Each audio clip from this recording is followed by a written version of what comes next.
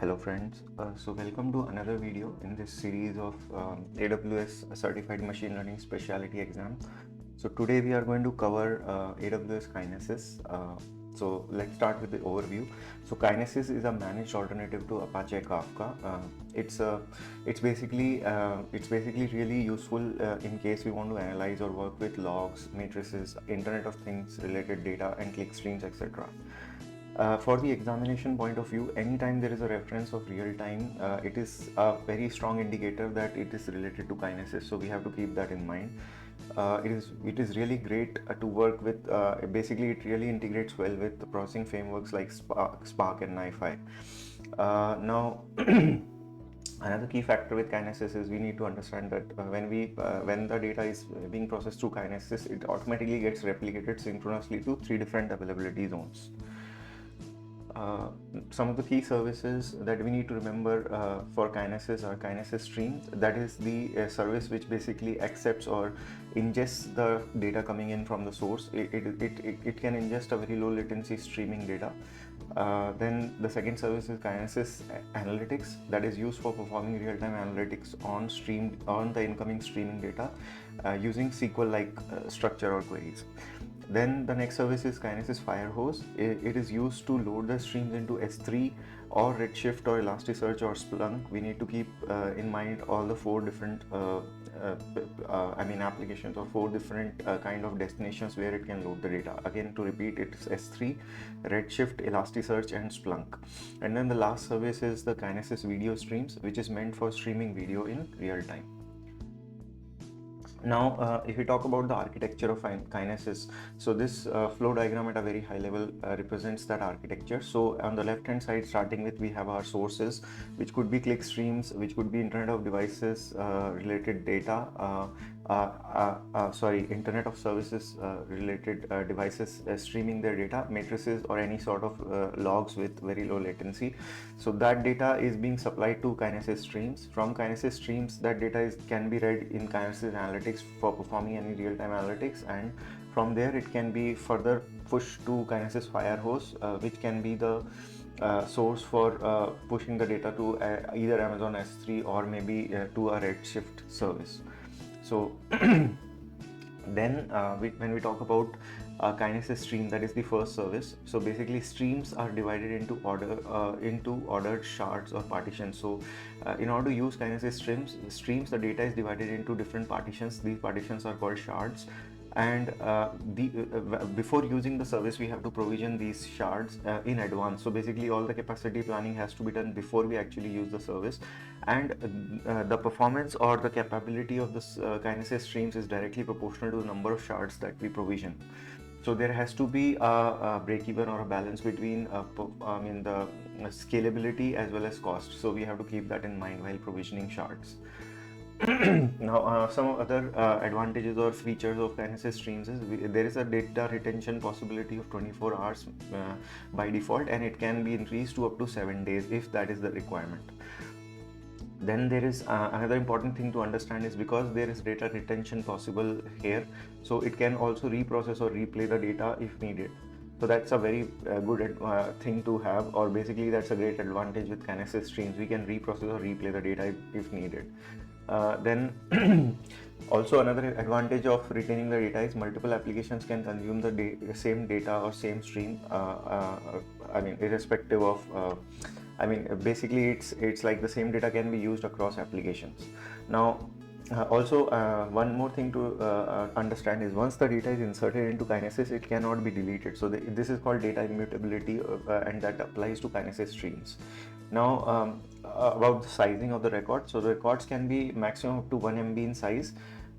So we have to keep this also in mind, especially with regards to machine learning related problems. We cannot perform or we cannot stream data which is larger in size for any kind of analysis. Like if let's say for any problem we have data in petabytes or something, then we may not be able to use Kinesis streams. We can only use it with data size up to 1 MB, and it is a really good use case, especially in case of streaming data is coming in which is of limited size.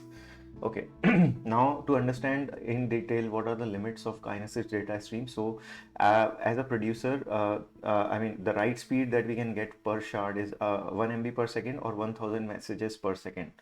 If this limit is exceeded, either the size or the count of messages limit is exceeded, then we get the provision throughput exception, and we have to handle, or we have to basically make sure our application is within the limits, or the producers are producing within the limits.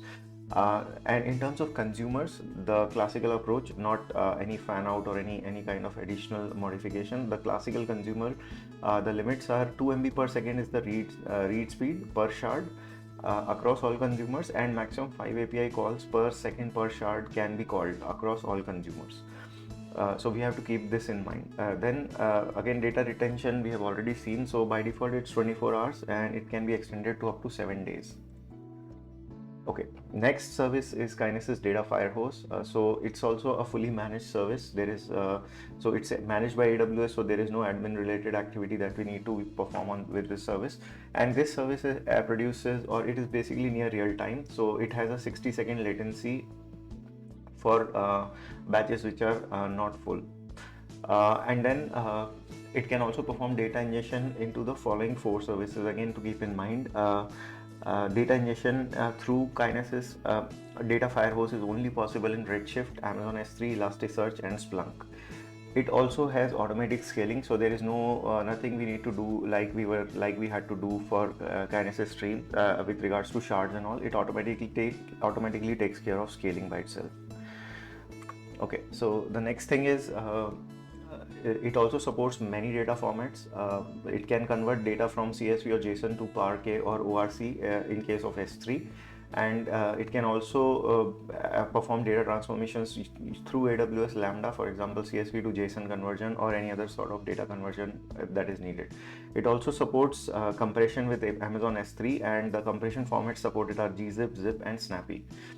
Another great advantage with Kinesis Data Firehose is if we only need to pay for the amount of data that goes through the Firehose. So only the data that is getting processed through Firehose, we have to pay for that. If no data is getting processed, then we don't need to pay just for the service. Okay, now at the architecture level, to quickly understand how Data Firehose works. So basically at the left hand side we have our producers. It could be KPL, Kinesis producer library. It could be Kinesis agent. It could be Kinesis data streams, CloudWatch logs and events, and IoT related rule actions or IoT related logs. That could be our source. So once that data is fed to Firehose, if any kind of data transformation is needed, we can use AWS Lambda service to perform the transformation. And once the transformed data is ready, that data can be pushed to Amazon S3, Redshift, Elasticsearch, or Splunk depending on our use case. Kinesis. Now, moving on, what is the, I mean, if you want to compare between data streams and Firehose, and also a quick recap. So streams basically support custom, and one important thing with streams is they support custom code writing for producers and consumers. That is, we can write our own custom code with streams. And then it's a great advantage, especially for creating real-time applications. And with real-time applications, the latency that we get with streams is around 200 milliseconds for classic and 70 milliseconds for enhanced fan-out kind of arrangement.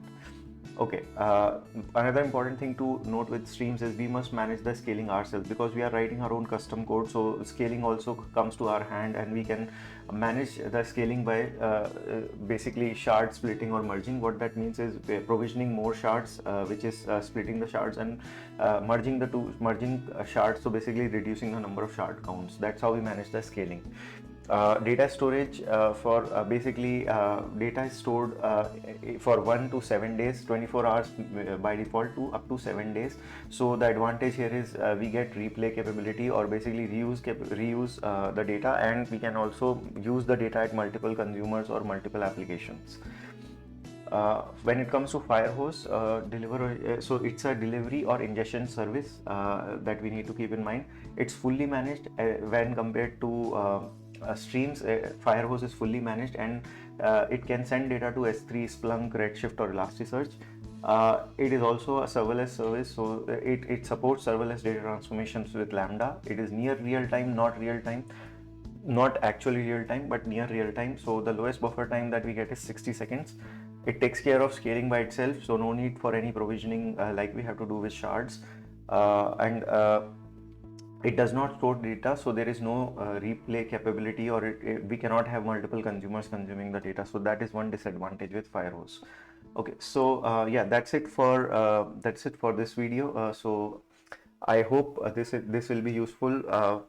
This will be useful for people who are preparing for this exam, and I'll be coming up with the next set of videos very soon. Thanks a lot for watching. Thank you.